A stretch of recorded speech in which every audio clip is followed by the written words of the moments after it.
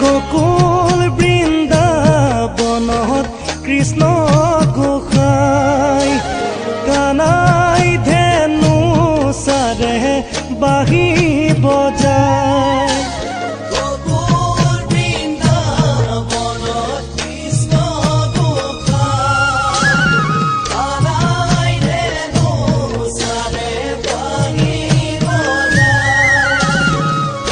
বাঁহী মাতে